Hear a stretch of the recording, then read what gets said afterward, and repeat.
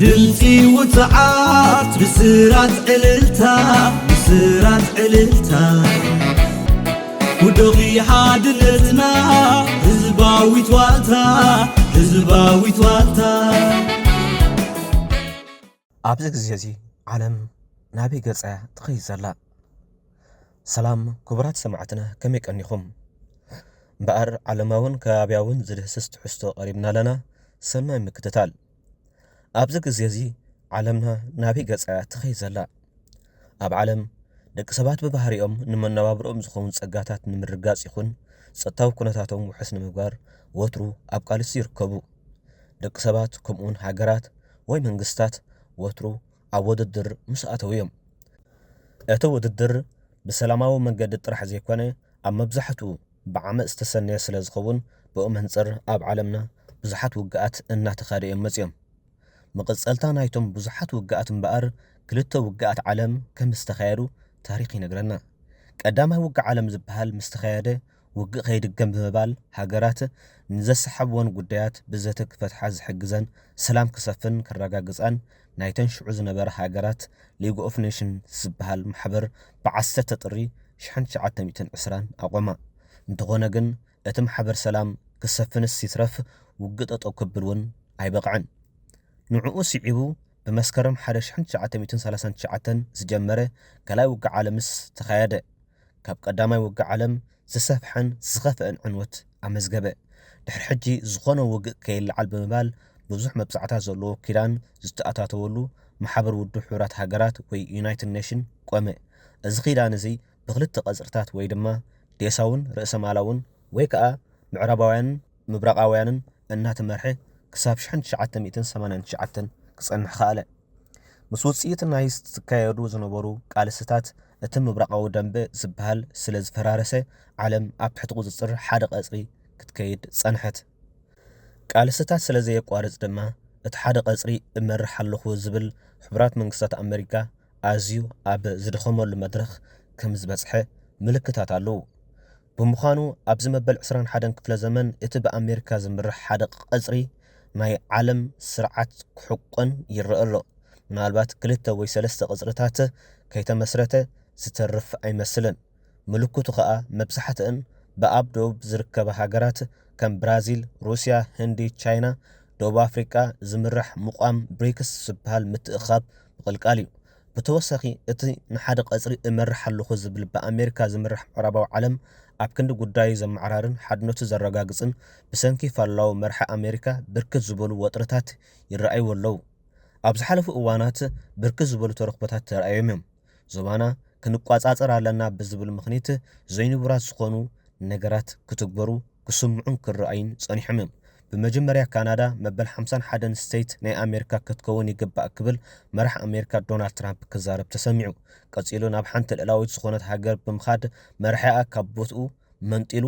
ከም ዝውሰድ ተገብረ። ብተወሳኺ ዶናልድ ትራምፕ ግሪንላንድ ብድልየታ ብሰላም መንገዲ ይኹን ብሓይሊ ብዘይ ድልየት ክትውሰድ ምዃና ፍኸራ ዝሓወሶ ምልዓል ክካየድ ጸኒሑ።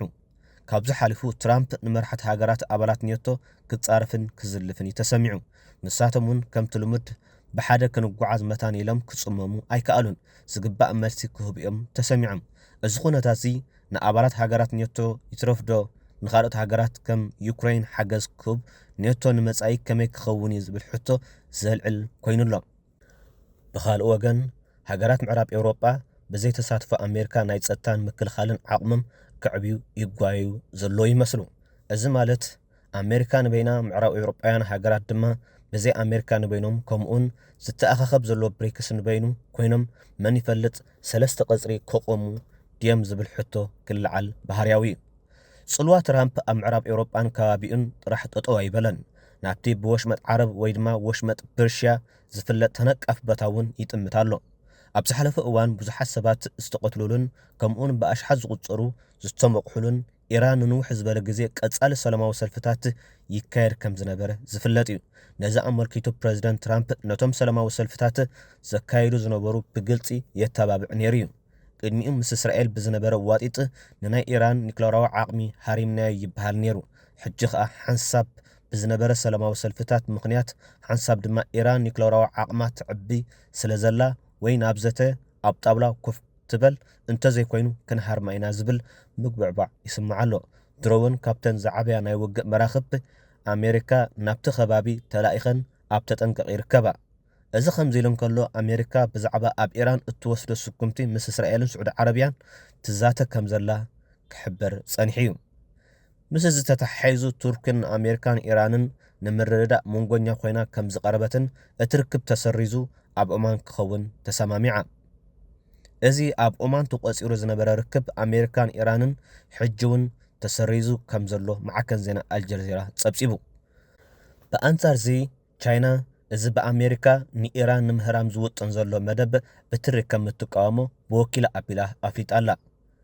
ማእከላይ ምብራቕን ከባቢኡን ካብ ናይ ትራምፕ ጽልዋ ከይወፃእና ከለና ኣብ ካልእ ቦታታት ዝርአ ዘሎ ናይ ማዕከላት ሃገራት ፖለቲካዊ ፀወታታት ክንጠቅስ ኣገዳስነት ኣለዎ ኣሜሪካ ኣብ ልዕሊ መራሕቲ ሰለስተ ሃገራት ስዑድ ዓረብያን ኢማራትን ከምኡውን ግብፅን ጽልዋ ኣለዋ ይኹን እምበር ኣብ መንጎ ስዑድን ኢማራትን ዝነበረ ምትእስሳርን ጥቡቕ ዝምድናን በኒኑ ሕጂ ተባታቲነን ኣብ ነንሓድሕደን ተፈኻኸርቲ ኮይነን ኣለዋ ኢማራት ካብ የመንን ሶማልያን ወፂያ ዳርጋ ኣብ ሶማሊላንድ ጥራሕ ተወሲና ተሪፋ ኣላ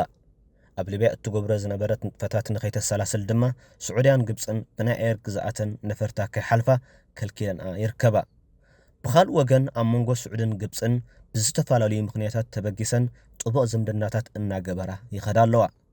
ኢማራት ኣብ ወሰናስን ቀይሕ ባሕሪ ቦታ ከይትረክብን ናይ ወደባት ምህናፅ ጥሙሓ ዝዓፀውኣ ይመስላ ቀፂለን እውን ኣብ ሱዳን በመንገዲ ውሃቢ ቁልጡፍ ደገፍ ዝፍለጥ ብሕሜቲ ዝምራሕ ወታደራዊ ኣካል እትገብሮ ዝነበረት ንጥፈታት ንኸተቋርጾ ግብፅን ስዑድን ይቃለሳ ኣለዋ ኢማራት ንኣብ ሱዳን እትገብሮ ዘላ ንጥፈታት ንምስላጥ እትሕግዛ ሃገር ኣላያ ንሳ ከዓ ኢትዮጵያ እያ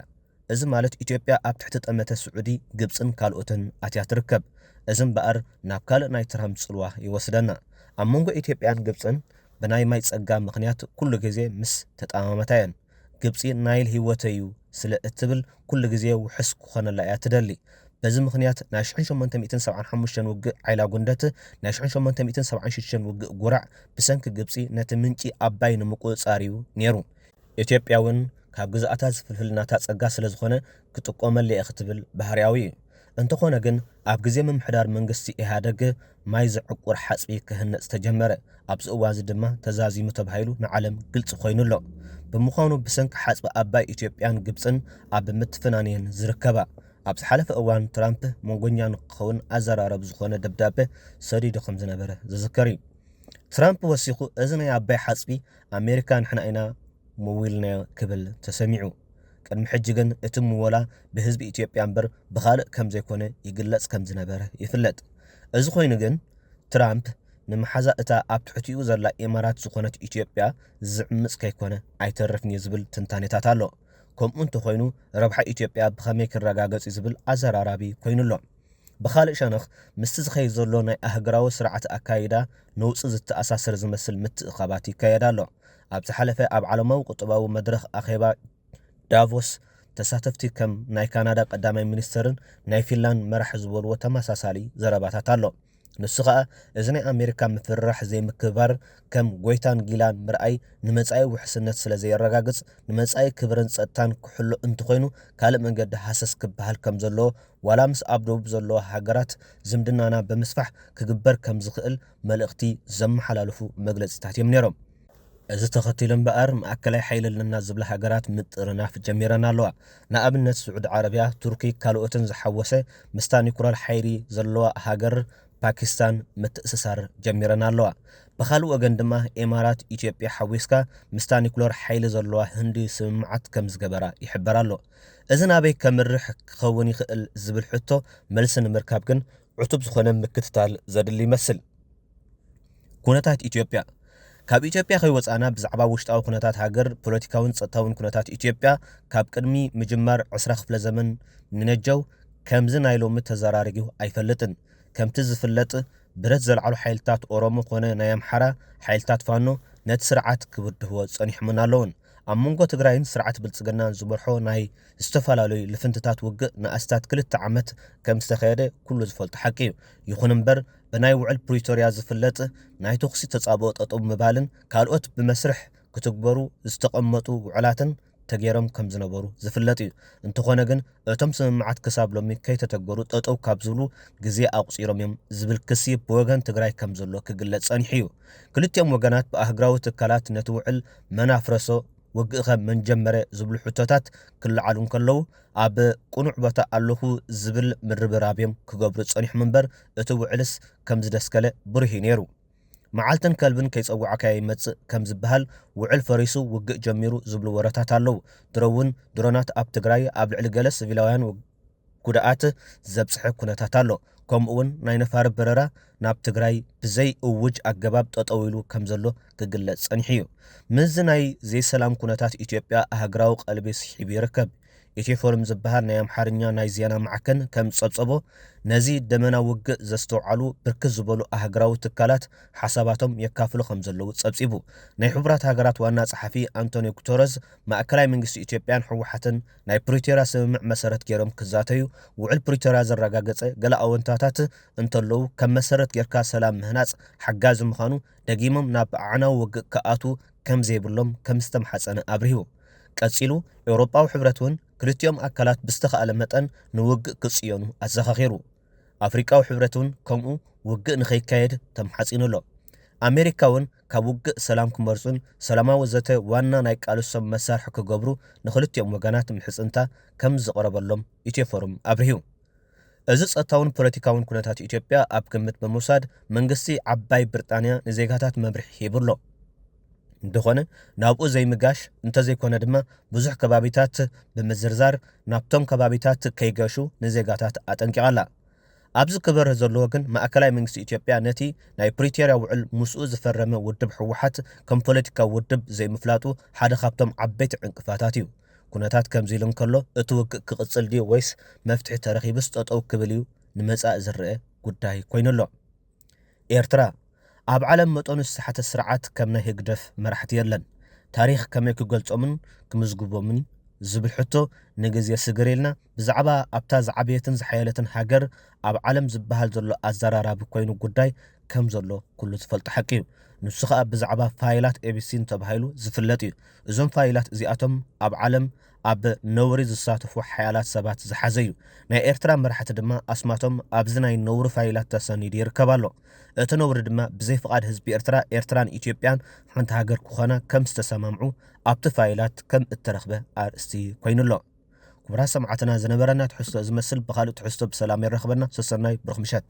ድምፂ ውፅዓት ብስራት ዕልልታ ውድኺ ሓድነትና ህዝባዊት ዋልታ